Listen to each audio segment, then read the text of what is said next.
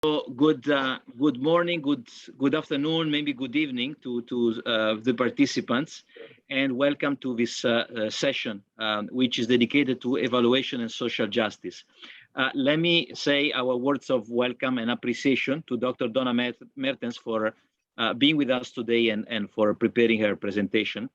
And let me say that, of course, all of you don't know Dr. Donna Mertens, but let me tell you that she is an internationally known scholar in evaluation theory and practice. She is a professor emeritus, and she's been teaching and doing research for many years at the Gallaudet University, based in Washington, D.C. And as many of you might know, it's unique, this university, because it's dedicated to students and researchers with hearing impairments. So it's a unique feature of this university. And Dr. Donna Mertens is known for many contributions to the evaluation literature. I will quote some of them with the understanding that they're not exhaustive. Many of you might have read her publications and textbooks on mixed methods evaluation for social justice, which is also the topic of today, cultural responsive evaluation, and also indigenous evaluations. And there's others which she might mention today in her presentation. She's a member of Evaluation Advisory Panel. We also have other members of the Advisory Panel today here, and they report to our director and advise us on how to improve, to strengthen the relevance of what we do, the quality and the methodology with which we conduct our evaluations. Let me also add one point, that the topic of evaluation and social justice, we are preparing a new evaluation manual, and one of the features of this manual is that it tries to embed some of the elements that come with the Sustainable Agenda 2030. One of the overarching principles is nobody left behind, which dovetails well with the concept, with the notion of social justice. And so that's why it's important also for our manual to have this type of contribution. And we will record this session and we'll establish a hyperlink with the manual. So whenever you read it, you can also take a look at this presentation, in addition to the literature that we also suggesting in the manual itself. So without any further ado, thanks again, Dr. Mertens, for being with us, and the floor is to you. Thank you. Thank you very much, Fabrizio. And let me just say that I have enjoyed so much working with the advisory group for IFAD IOE, because it really stretches me to look at the application of transformative evaluation for purposes of increased justice within this sector. And so I don't claim expertise in agriculture, but I find it fascinating, the overlapping of issues around social, economic, and environmental justice that arise in IFAD's work. So let me go ahead and share my screen, and I'll get started with the presentation. There we go. Okay. And I just want to say that this has been a passion of mine for my full lifetime, is looking at how we as human beings and now as methodologists can contribute to the increase in social justice. Today, the Washington Post had an article that was referencing an article in the Lancet, one of the medical journals, called Countdown on Health and Climate Change. And many of the issues that they raised have such direct relevance that I just bring it in as this is so current, this is so pressing, that we have important work to do. What they say is about rising temperatures leading to higher rates of heat illness, causing farmers to collapse in the fields. Insects carrying tropical diseases have multiplied and spread around the poles. The amount of plant pollen in the air is increasing and worsening asthma and respiratory conditions. Extreme floods and catastrophic storms have boosted the risk of cholera. Smoke from fires, droughts, intensified crops fail, hunger. I mean, this is what gives me the passion to be here and to say what we're doing is a lot more than just methodology. It's a matter of life and death, and we can be contributors in a positive way. So I had a very nice introduction from Fabrizio. Thank you very much. I won't go into much more about this. only to elaborate just for a second about why I was at Gallaudet University, a university for deaf people, because I wanted to try to understand how to enter a marginalized community in a respectful way. And I thought that I had skills in research that would be of benefit to them. And when they raised my consciousness about how methods had been used to misrepresent them and to exclude them, I thought, oh, wow, what I know needs to be changed. And that's where a transformative approach officially came from. And then we are all cognizant of the SDGs, and the SDGs calling for transformational change with all of those elements that have relevance to us: to reduce poverty, leave no one behind, have economies that are not undermining our food, clean air, and living, with a healthy climate, biodiversity. All of these things are the bits that get me going and say, let's give critical eyes towards what we can contribute. And then looking at the SDGs and the monitoring of how we're doing with them, the independent group of scientists from the Secretary General UN office is saying, well, we're not on track with that additional effort to eradicate extreme poverty. And it's concentrated among marginalized groups. These are the people who we need to make that extra effort to figure out how are we inclusive and supportive and bringing the transformative change in ways that are appropriate for those populations. So women, Indigenous people, ethnic minorities, persons with disabilities, and others. And I can quote Fabrizio and Kumbi about the need for transformative change in a book that Rob Vandenberg, who is also present with us today, was the editor for, about the need for government and development agencies and NGOs and the private sectors to look at the food value chains and said, how can we be more inclusive and environmentally responsible in order to not leave anybody behind, to be inclusive of the poor and other marginalized groups so that we are not contributing to inequality. And then I was like singing when I was reading the briefing document that Indra,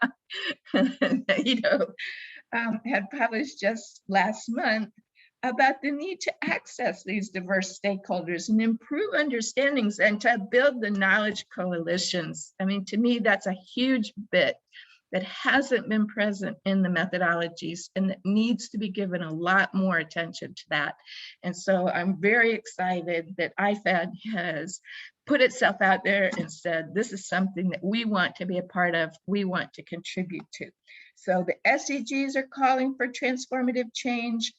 In my way of looking at the world, it calls for transformative evaluation. And so I'm going to elaborate a little bit on what I mean by that, give you some examples of when it's not happened, when it has happened, and present some challenges for us.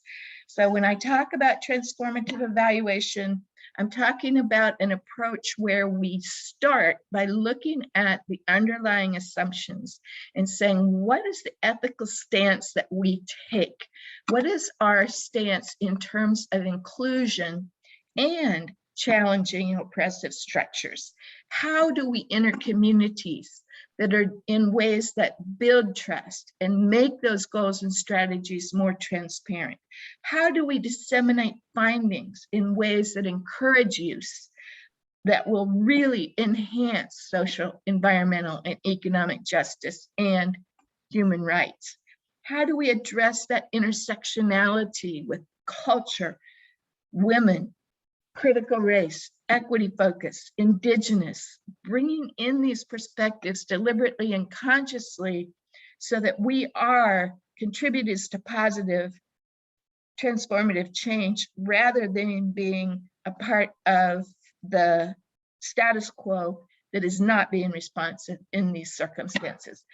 A framework that's been useful to me is that of the use of paradigms, because they ask us to go beyond asking questions only about methodology to asking what are the assumptions that drive our decisions about methodology. And so I have built on the work that was done by Egon Guba and Ivana Lincoln in framing assumptions that guide methodological decisions in terms of ethics, ontology, the nature of reality, epistemology, so what's the nature of knowledge, what's the relationship between the knower and that which would be known, or the evaluator and stakeholders, and then how does that lead us to different kinds of assumptions about systematic inquiry. So I'm going to be talking about the transformative paradigm. I have in my other writing included explanations of others, but in terms of the transformative, I start with ethical assumptions that we need to engage in communities in ways that are culturally respectful. We need to consciously say, how are we being inclusive of social, environmental, and economic justice? How are we addressing inequities? What kind of reciprocity is being provided? Are we engaging in a way that recognizes the resilience, the strengths in the community, and the interconnectedness? When we have our focus on human behavior, are we looking also at the connectedness between human behavior and all of nature that surrounds us, and the quality of relationships? Do we examine what people say the situation is? In other words, they describe reality as one way, but are we looking at that and saying, if we engage with different populations, would they give us a different story? And I'm going to give you a very good example of that within the agricultural community. And then how are we relating to the people who we are with in that context? Are we focusing on that coalition building? And then methodologically, do we bring that transformative lens? Are we dialogic? Are we sharing ideas? Are we responsive to the cultures in the way that we engage with people, develop data collection, interpret data, use data? And are we using mixed methods so that we have both the quantitative and qualitative brought together? And are we engaging in ways that can help us to bring policymakers into the conversation early enough that they can also see the value of what's being done and where policies need to be changed? Okay, let's see if we can get this. All right, so I'm just gonna, when I talked about ontology and reality, I'll use the example of health disparities and think, what do people say? Why are certain members of our global community more suffering from health disparities?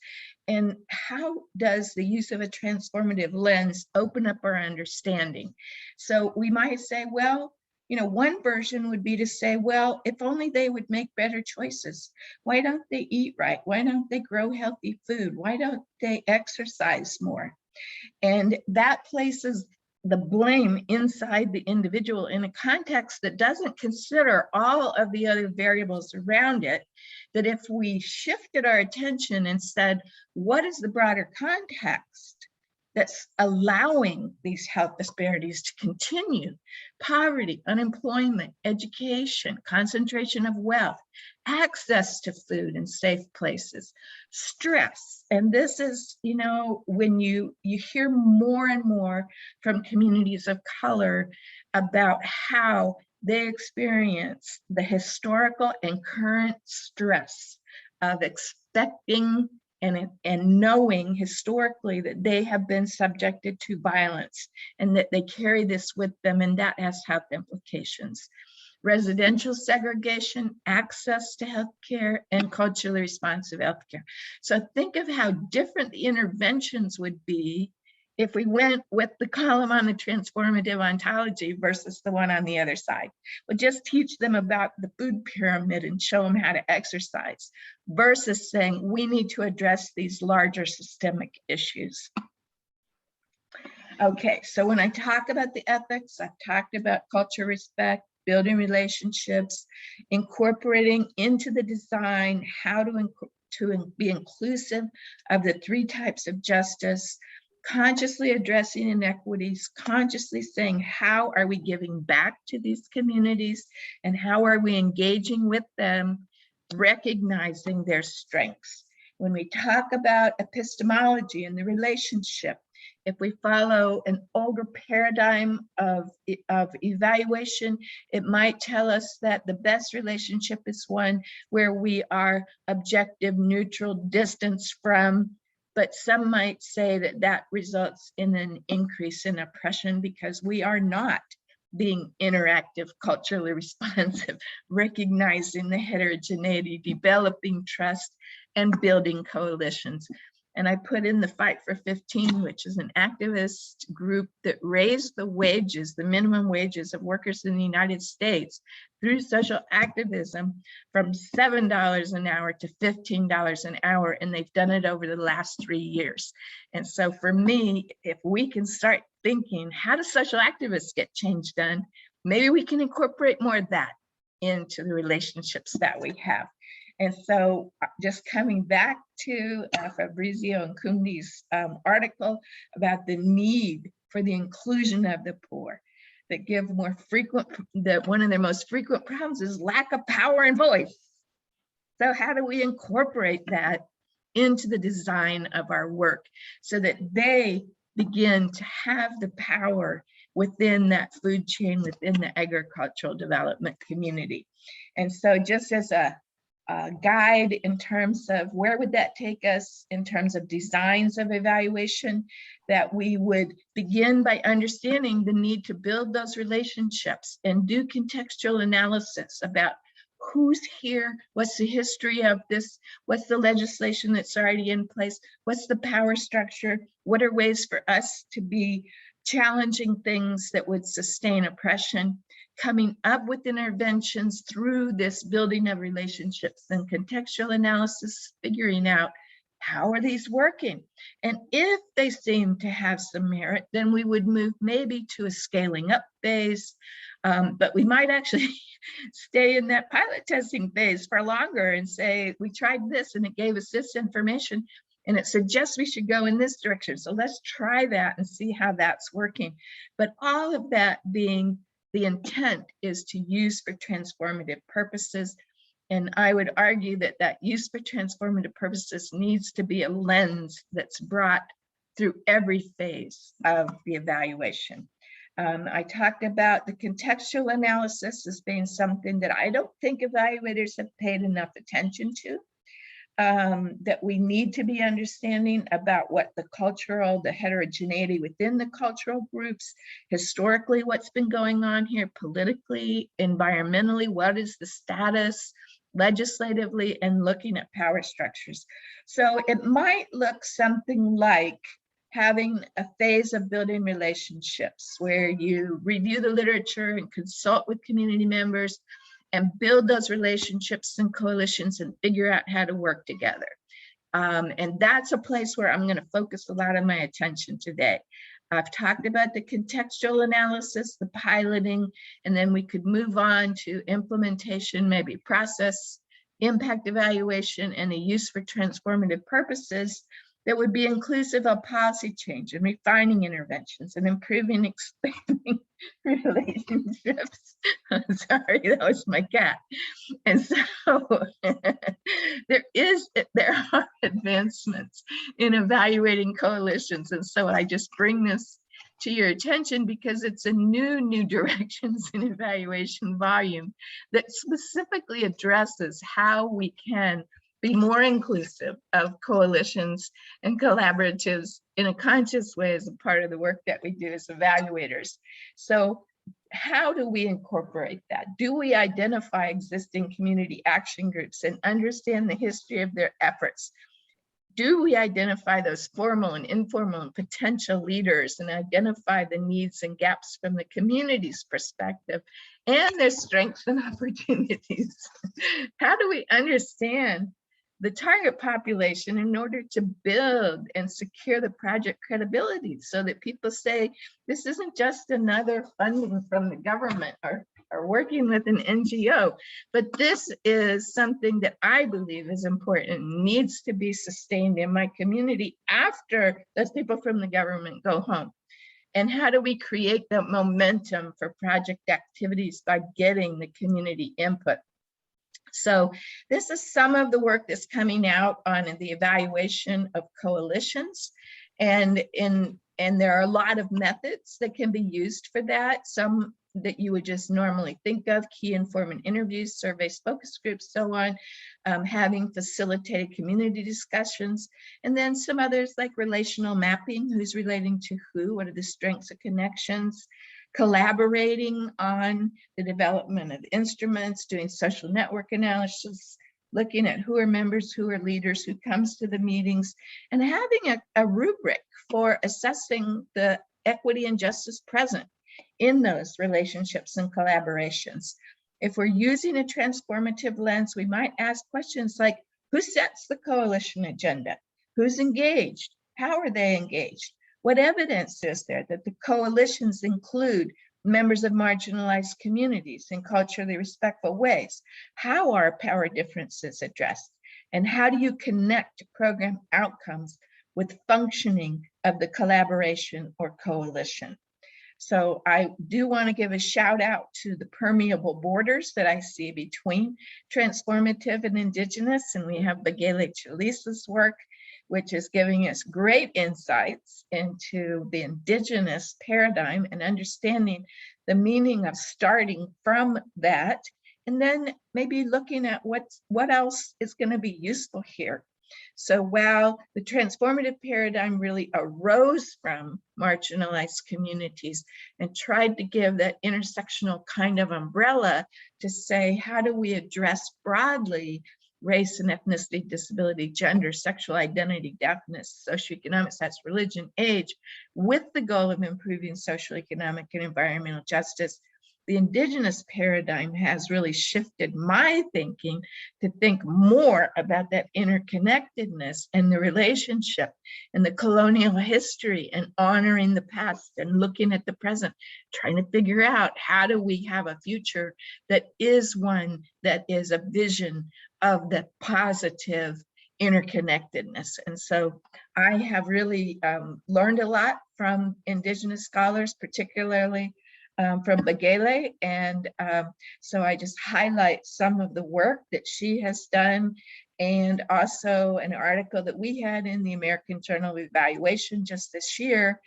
on the epistemic violence when we don't look at Indigenous made in Africa for our evaluations, adding some of the work that I've done methodologically, and then Fiona Cram, who's a Māori scholar, and she and I have examined what are the tensions when we put together transformative and Indigenous, and then my work in mixed methods evaluation as well. So I promised you I would share some examples, and so I wanted to share one that's not a culturally responsive and equitable evaluation, and it was done in Ghana, and it was a large grant that was given.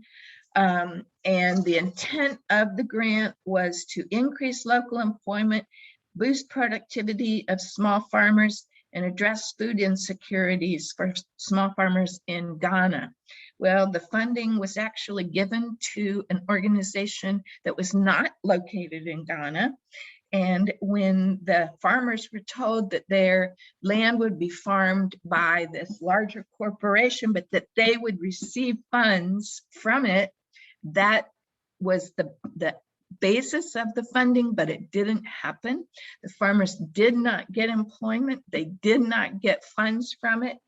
And the organization that got the money just kept telling the funding agency, it's great, it's a success. And there wasn't a critical lens brought to that. And so without that critical lens, without that transformative lens, we could think that what we're doing is addressing these food insecurity and employment and productivity, but it's not happening. And so I was looking at some work that's been done in South Africa with small farmers there in the northwest province of South Africa. Arco Achimfur and Norma Ram and Lesotho Seralong had done some work there. It started with Lesotho Seralong, who is an Indigenous woman from that area. She went away, got her education, came back and said, you know what, I want to do something in this community. She founded an impact investment firm. And she did a year of contextual analysis, looking at unemployment rates, literacy levels, climate conditions, economic levels, looking at the government policies and programs, and said, you know what, these people are not progressing despite all the promises that have been made to them. And so she began this study with forming relationships and going into the community and saying, what is the structure here? A village chief with his counselors, with members of the community, with the farmers, with the youth in the community. And once they had begun their talk, then they found out that starting with agricultural development and entrepreneurship wasn't going to be an effective strategy, because the farmers told them, unless we can develop our literacy and numeracy skills first, we're not going to be able to benefit from all the rest of the stuff that you're trying to teach us. And so they partnered up with the Adult Education and Youth Development arm out of the University of South Africa. And so they began this building of relationships, learning what was needed in the community, operating in an ethical way with respect and appreciating what the community members knew, looking at their strengths, looking at their connection with the land in a sense of that spiritual connection, and rejecting the oppressive version of reality was, this area is not economically viable, and saying, wait a minute, there's potential for success here if we really take advantage of the Indigenous knowledge and connections with the land, form these relationships, find out what is truly needed, engage with them in ways not like with an online survey, but traditional community meetings, raising issues of gender and saying, how are we inclusive of gender? And so that I think is an excellent example of a transformative, let me just go back to that, of a transformative approach to agricultural development. The result of that was the increase in the literacy skills and numeracy skills, and then moving on to teaching farmers how to build cooperatives and then how to market the products that they had, and working with them through periods of drought and figuring out how do you continue to grow when you're in a context of adversity. And so I really liked what they were doing. I liked the way they listened to the farmers and said, gee, you know what, we came in here with our thinking about we should start teaching you entrepreneurship, and then we listened to you and we changed what we were going to do. I had a very similar experience in working with Ida Widiangsi in Indonesia, where she was also working with this intersection of social, economic, and environmental justice, and trying to bring together the complexity of the players who needed to be engaged in order to have economic development that increased justice. Because prior policy decisions had said, you know, we're just going to build textile mills. And the result of that was pollution of the river where they got their water for bathing and drinking and cooking. And so then health problems. It's just a disaster on all aspects of justice. Working with the farmers and saying, use fertilizers, grow rice, grow cows. And they're saying, you know what, we're really good organic farmers. In this particular region, they could grow strawberries like crazy. And so they said, why don't you teach us how to process our strawberries in ways that we can then market them? Teach us exporting, teach us marketing, teach us these things to do with things that we know we can do well, instead of coming here and telling us what you think we should be doing. And so this context is very complicated. It is complicated by the fact that the government is, shall we just use the word corruption? Because it's a fact that things get done there where you would think, you could use the money for this, but then it's not used for that. So that part of our responsibility is to bring to visibility how we can be positive contributors, how we can form these relationships. And I was able to go into the community with the farmers, with their wives, with the youth, and they were talking about the importance and strategies for keeping their youth in their communities, rather than saying, sorry, there's nothing for you to do here, go into the city, and then the government says, gee, we have a problem with human trafficking because there's not jobs in the city. So you see how all of this gets connected, and if we can start to bring that mindset into the way we frame our studies, I think we have a better chance of that positive contribution. So when I talk about the use for transformative purposes, I'm talking about the value of sharing information throughout the course of the evaluation, really rethinking the role of evaluation and saying, is it just to measure impact? Or could we be present at the very beginning when people start thinking about what's going on here and be the providers of information that help inform decisions, not just at the end and saying, how was the impact? Because I was able to look through just briefly some of the abstracts from the evaluations that were in the briefing document, and it seemed to me like many of them had the little caveat that we did good things, but we weren't able to really reach the women, or we weren't really able to reach the poorest people. and we won't if we don't say right at the outset, we need to figure out strategies for engagement, and we need to be listening to the people. We need to be planning that utilization throughout the studies, what we choose to study, how we engage with participants, how we disseminate that, how we build capacity so that members of the community can be the ones there on the ground who say, this is sustainable, there's something we see as valuable, we're going to work to continue it. How we engage with policy analysts, how we engage with advocacy organizations, so that we can be integrating and adopting the strategies of social change into the work that we do. Okay, not easy, but very important. And so I have one more example of effective team building, because I think this is something also that we think, well, we have the evaluator, but maybe what we need are teams that are consciously constructed. This was a study that was done again in South Africa about agriculture and nutrition programs. And they said, we need sustainable diets, and it's a very complex problem. So they said, let's start the study by bringing together not just an evaluator, but also representatives from nutrition, economics, agriculture, behavioral, environmental, social sciences, and community members. And throughout the process of the study, having regular team discussions, like what makes sense in terms of data collection? Is that something that people are going to be responsive to? Are they going to see it as just another survey that doesn't result in any kind of changes? Who is going to advise on the analysis? Who's engaged in the interpretation of the data?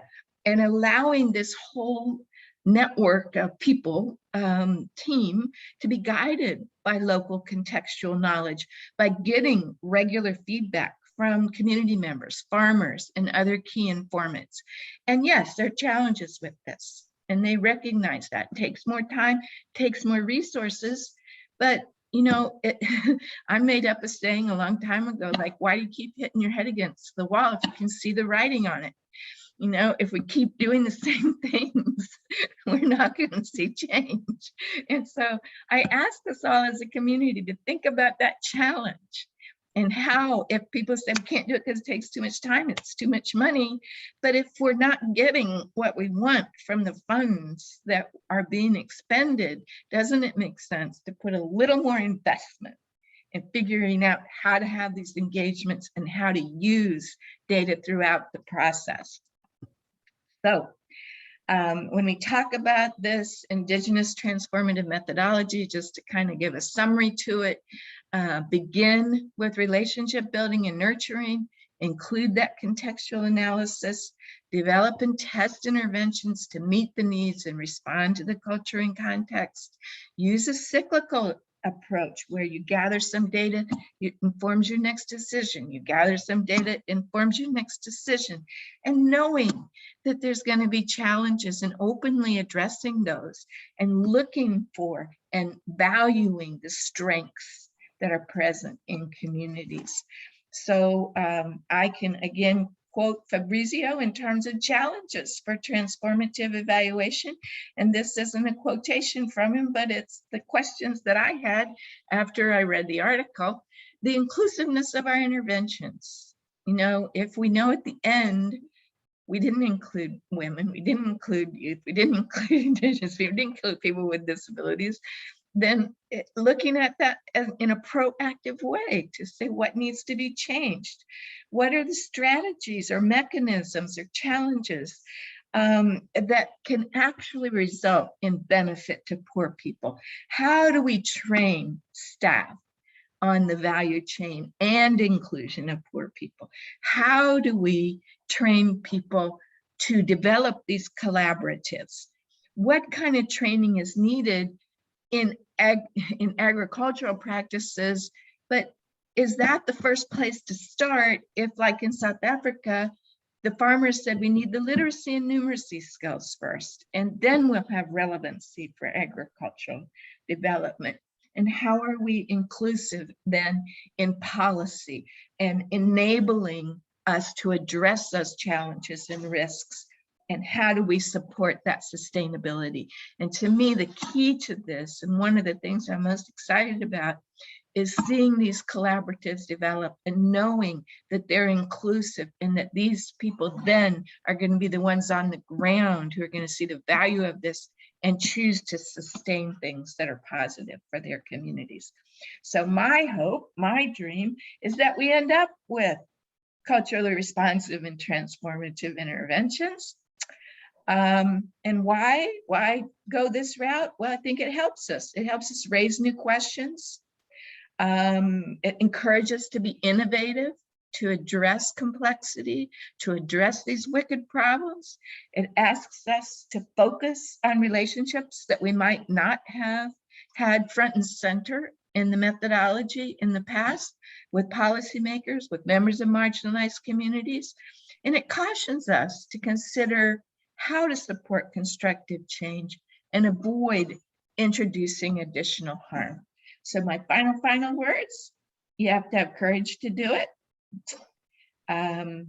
I think mixed methods is the way to go to capture that complexity, to address social justice and ethics, to go with teams inclusive of researchers, evaluators, coalitions, and to be conscious of the need for capacity development. That when we invite people in, we can't make assumptions that we all share the same understanding of how to work together and what the roles are and how they can be a meaningful part of the process. So just because this is my life work, I share with you a listing of some of the books that I've written. I have a new one that's coming out just simply called Mixed Methods Research with Bloomsbury Press. It's not out yet. But you know, just to let you know that this is not something that's fly by night. It's a lifelong dedication. And then to share with you also my contact information, because it takes all of us to make this happen. And if you're working in this sector, if you have challenges, if you have successes, if you want to just talk about some of the things that you're doing, I like to hear from people. And I do maintain a website, transformativeresearchandevaluation.com, where there are a lot of resources that are relevant in terms of this. And so I will end there and stop sharing my screen, and I will turn it back to Fabrizio to facilitate discussion. Okay, thank you. Thank you very much. It's excellent presentation, which I think it has inspired us, shaken us, and challenged us in a way. I'm sure many of us are already thinking, my next evaluation starts tomorrow. How am I going to include all this. And I think it's good that it challenges and it shakes us quite a bit. So let us perhaps see if there's any colleague or even evaluation advisory panel members who are also here, and I want to re-acknowledge their presence. Thank you for being us today. They will also make presentation at other dates. So let us perhaps see if there's any question that we would colleagues would like to ask, or even reactions or thoughts. They don't need to be questions. They can be thoughts. They can be issues that they found in conducting similar evaluations in the past, or questions on how they could do it under certain circumstances and certain constraints. So perhaps the floor is open to everyone. And I see already we have Nanti Kesan, who is, and Joanna, who wants to ask questions. So we can take maybe 2 or 3 rounds of questions, a couple of questions, and then Dr. Mertens can address them. So shall we start from Nanti and then Joanna, please? Actually, mine is not even a comment on Donna per se, but I was hoping to hear from other evaluation advisory panel members, whether they have anything to add or whether short views on what Donna was saying. I'm very curious to know their responses. Over. Thank you. And so we'll give them the floor after Joanna to other panel members if they wish to react. So I have Joanna and then Max and then the panel members. Well, it's similar to what Nanti said. It would be interesting to hear more from the panel and also from our directors on how to respond. First of all, thanks a lot, Donna. I remember when we got in touch first, I said, well, we need to infuse some shifts in thinking and mindset. So I'm very glad that you're still here and that you're trying to work towards it. So thanks a lot. That's really appreciated. I'm fully with you, I must say. I mean, also from my background, I think you're spot on and absolutely right. What I suggest, I mean, you had this nice flow chart on from methods to different tools and so on. I think there is a first column which we need to add there. It's about evaluators' mindsets and actually attitudes, right? And that's something which often gets forgotten. We have to work on evaluators' mindsets and values in order to make these methods happen. The second point, which may also need to get into this column, is about institutional incentives, right? Because unfortunately, we are not free-flowing evaluators in our case, but we are part of an institution and there's strong incentives and set to behave in a certain way. I think we need to change with start with the behavioral and mindset approach to make this happen in the end. And here, back to the panel and directors, actually, I would like to see, we have an opportunity, we have a new strategy, we are writing a new manual. So how are these ideas going to inform the preparation of our strategy, policy, and manual, actually? So thanks a lot again, Donna. Thank you. And then Max and then Gonzalo. First, Max. Max, please. Thank you for the great presentation. That was really insightful. Yeah. As we are dealing as IOE with different type of evaluation, coming from very small to complex, going also to evaluation synthesis and other products which are not. And my question, which is in line with what Joanna just said at the end, how to embed social justice in each of these type of products. I do believe that it will be done. Is it just a matter of thinking, behavioral of the evaluator, or it should be really in terms of practices, methodological matters, as you presented well? In that case, how do we take this into account for all kinds of products? And thank you. Thank you. I would like to give the floor to Gonzalo Hernandez, who is also a member of Evaluation Advisory Panel, and we will present him fully when his seminar comes, but he's director for a multidimensional poverty network at the University of Oxford. Please, Gonzalo. Thank you, Fabrizio. Thank you, Donna. It was a wonderful presentation, Donna. Thank you very much. And of course, it reminds us that not only is evaluation that we have to see transformative, but it's the whole development process, right? Because inequality and poverty is more about lack of social justice than lack of services. I mean, the lack of services and is just a reproduction of what has happened between power, the balance of power. So if we only focus on the lack of services, which is very common in governments when we deal with poverty, and it makes sense. I mean, there are people without water, there are people without schools. So let's provide schools, let's provide water. I mean, that's a very immediate response. And of course, if you have a government of 4 years, then it's easier to deliver cement floors than to change the balance of power. I mean, changing the balance of power is very difficult, and for some governments, they don't want to do that. So you start delivering services, and it's easier and it's cheaper than changing power. So thank you very much for reminding us that. Yes. So Fabrizio, can I give some comments? Please. We'll give you back the floor, and then later on we'll ask other panel members to intervene. Please, Donna. Okay, great. Yes. All right. So yes, I also enjoy learning from the other panel members and would love to hear what they have to say. So I appreciate that suggestion. John, I really appreciate you bringing up the issue of the mindset, attitudes, values, and institutional incentives, because that's the context in which we work. And really what I'm calling for is a change in the mindset of the evaluators, see themselves, as Gonzalo says, as part of the bigger picture of development.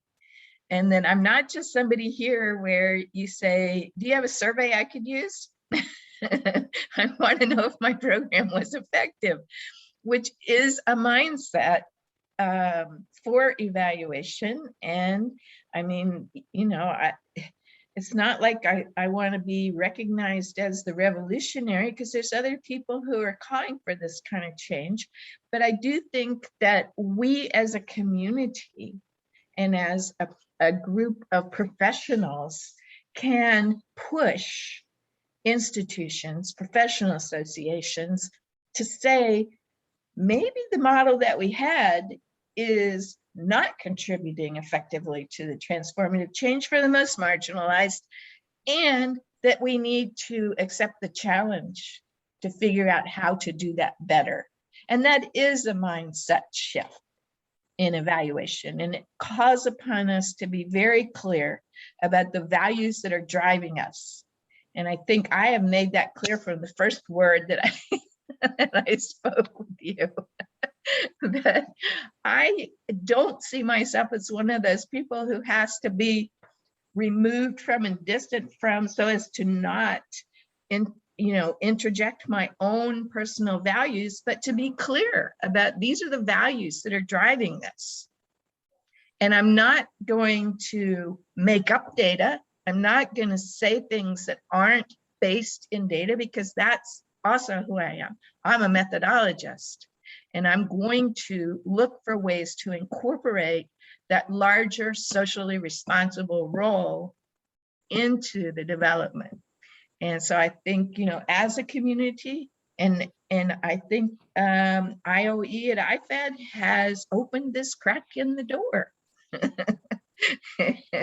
And so I'm thrilled that it's possible. I used to have the theory of wiggle in, that once you get a little crack in the door, you keep wiggling in and you show the value of it. And even if you have to do it as a pilot, you say, well, I just like to pilot a new approach to evaluation. We did that with the impact investing community, and they had never done transformative evaluation. All of their evaluations were done with economic benefit as the only indicator. And a young woman, Courtney Bolinson, contacted me from Engineers Without Borders Canada Impact Investing Arm and said, you know, I think transformative would be a good thing for impact investing. So she got a small grant for us to do an evaluation in Kenya on, sorry, this girl.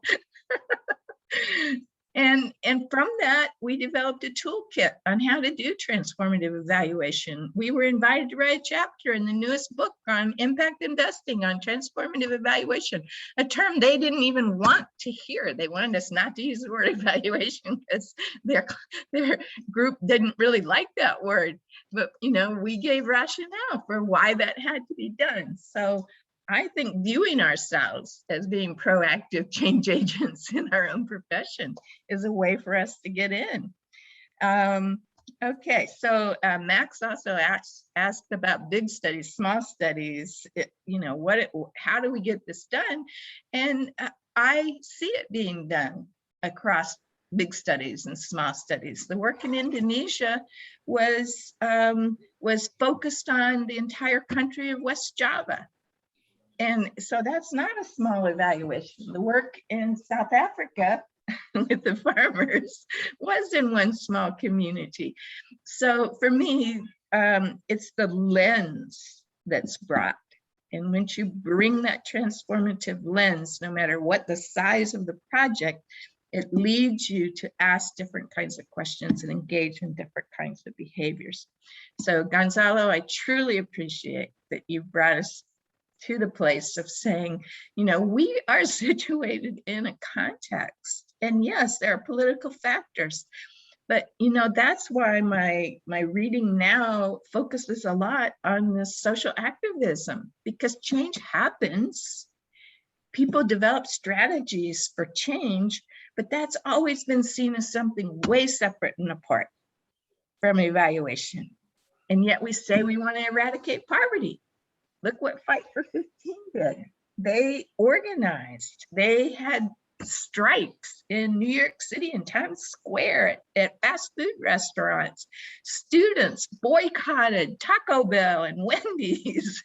I mean, you know, these aren't strategies we've included in our evaluations, but I want us to at least open up to the possibility that we need to understand how change happens, how we can be a part of that positive change. Okay, I turn it back to you, Fabrizio. Thank you very much. Now I'm orienting myself towards colleagues that have raised their virtual hand. So I see Rob Vandenberg, who is a member of the Evaluation Advisory Panel, and he's currently visiting professor at King's College London and was formerly Director of Evaluation at Jeff. So Rob, please. Thank you. Also my compliments for this wonderful presentation. Really great to hear all of this. And it struck me that what you presented, Donna, is more or less similar as what we used to have in the past, action research. People coming from universities and really helping people on the ground to solve their problems or to raise these. So do you have in mind, let's say, action evaluation as well? And that raises the question whether an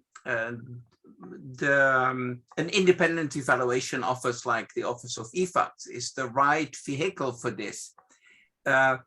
All interventions and all programs and projects would in principle benefit from this. And so why would we say that this should be done by the independent evaluation office? Shouldn't it be done by MEL functionaries, monitoring, evaluation and learning involved in these projects? Shouldn't this be part of the preparatory process of, in a way, an evaluative exercise to improve the design and the implementation of the project so that all interventions can benefit from this rather than just a few that you handpick for purposes of general learning? So that is my question. And again, many thanks for your presentation. Thank you very much. And I think Nanti now has a question, if I understand correctly. It's a new hand, Nanti? Yes, yes. Thank Okay. you. Thank you. Thank you so much, Donna. This is a breath of fresh air to be able to talk about social justice and evaluation in the same word in a UN system and among IFIs. It is truly rewarding, and I'm very happy to be here. I have a dilemma, question, comment, whatever it is. I don't, this is something that I struggle with. Paulo Freire famously remarked in the Pedagogy of the Oppressed, to paraphrase him, that education is not like filling a bucket. It is like starting a fire. You don't know where it's going to go. You don't know where the changes are going to happen. Transformation is like that. It's not filling a bucket. It is a fire. It catches on into different dimensions and it brings in results which we never thought of. Evaluators by training are not good or not trained to identify results. They are good at, okay, the results are here. What is, who is the country? Then we pull our hair to figure out is attribution, contribution, and all kinds of things. So once you are given the results, we are good at going and figuring out whether we are getting there or not, or we are contributing or not. Not about, we think that it is a job of researchers to understand the results, where it is happening, where the changes are occurring. Is it, you can start something, it could affect education, it could affect finance, it could affect everything that is under the sun. And yet transformation is about understanding at different times how things unfold. How equipped are we as evaluators to get there? Because we are so focused on intended consequences and donor responsibility, accountability, and so on and so forth. We lost track of this important dimension that you are bringing here. I stop there. Over to you. Okay, thank you very much. And then next, I would like to give a floor to Hans Lundgren, also member of Evaluation Advisory Panel. And he was the head of the Secretariat for Evaluation of OECD DAC. And most notably, one of the person that created the evaluation, the internationally known evaluation criteria. So Hans, please. Well, thank you very much. And thank you, Donna, for a very interesting presentation and enlightening for me, because I'm not really a specialist in this transformative evaluation approach that you are saying. But to me, it makes a lot of sense, of course, to have contextually and culturally appropriate intervention to start with, and also implementation and the learning that you're emphasizing along the evaluation phase with feedback and all that. I'm just wondering whether, and I agree that we need, to have transformative processes, but how do we translate this into practice? You did give some really good example, but the IFAD's Independent Evaluation Office will perhaps not become the Transformative Evaluation Office directly, at least, because it would be quite a big revolution for an institution to take on such a thing. And I think we are in a reality in these international institutions that you have a lot of pressure on these independent units, and sometimes not so independent units, to produce results that the owners of these institutions need to see. This doesn't mean that we will not include people on the ground and to be contextually relevant and to be listening and to be doing partnerships. It's actually very necessary. But I think we also have to put this in a way that can be practically applied in such an institutional context. And that, I think, is a big challenge. And I think glad that IFAD has taken this on and might show the way in some ways of doing that. In terms of you stating that actually your values should be, and I think Johanna was into this too, that the evaluator should state that on the very beginning of the process. And I think that's a quite interesting suggestion in a way. And it leads us to think about many of these values that you do talk about, equity and gender and human rights, so that nobody actually would like to question, but are these not really Western values in some way that we are trying to impose on others? You know, there are certainly some UN conventions around this, but they are not universally practiced in many communities.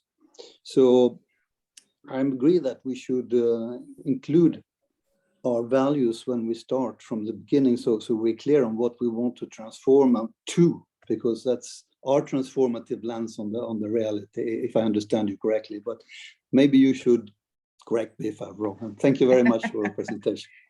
Okay, I just give a very brief response because I know our time is really up. Just to say to Rob, yeah, action research can be a part of a transformative approach, but action research can be done in a non-transformative way. You can involve only the most powerful and get the results that they want. So there are a lot of methodologies that we can integrate in. I mean, we have used randomized controlled trials with a transformative lens. You ask different kinds of questions. You consider the understandings that people have. You look at the consequences of having a control group, and you take that into account because you're using a transformative lens. Is the independent evaluation office the right place? I think it is. I would make the argument that if you set your goals to be inclusive and to be transformative and to be people who are actually lifting up those who have been left behind, then this is an approach to evaluation that says, put that front and center. So does that mean that you can't do rigorous evaluations? No, absolutely not. You do rigorous evaluations, but you're inclusive of these ways of working with people. And I am really happy that Nampi brought up the idea of starting a fire, because I think that's what this collaboration, these ideas of sustainability, it's about starting a fire. And are these Western values? You know what? I've been in 100 different countries. I never go in and say, we're here to fight for women's rights. I go because somebody in that country said our women are being oppressed and they don't want to stay in that status. So you could say the cultural value says it's okay to beat your wife, but that violates human rights. And women will stand up and say, I don't want that to be my culture. Culture can change. And it has changed in my lifetime. I'm hoping that that evolution towards something more positive in terms of gender roles is something that we continue to see across the globe. So I appreciate your comments. I'm an advocate for this. I make that very clear. I don't come in and say I know the answer to your problems. I come in and say, here's a way of framing things and raising questions. And if this is something that you in your context want to be supportive of, then I can work beside you. Thank you. Let me just one thing before giving the floor back to our director for some conclusions or from some summary points. Let me just check with Gonzalo whether he wanted to ask one more question. Gonzalo, were you raising your hand? No, sorry about it. I forgot to just lower the hand. I'm doing it that now. Okay. So if there's no other question from other participants, let me give the floor to Indran, please. Yes, no, thank you very much on behalf of the team to extend our hearty congratulations and thanks for kicking off the seminar. It's historic, it's the first of the series. We also have all members of the EAP here, and we will hear from them individually as we go through. Definitely what you have said makes sense. We will absorb it into the thinking. We're in the right position right now as we repitch evaluation for IOE. There are different matters that have to be mediated. When you sit on the chair, you realize that. But I don't think it's either or. I think we can incorporate aspects that do work. I like what you said, that we should be open to the possibility of change. Change happens, whether we like it or not. And we really need to get into it. And this change has been happening for a long period of time. I like the way you've also concretized transformation. It's real. It's not some academic discussion that is out there. We need to do so in practice. The ensuring that stakeholder voices are heard are important. I go way back to 2004, the Third Africa Conference. If I remember, Hans, you were there that time in Cape Town, when the keynote was the late Dr. Suli Gariba.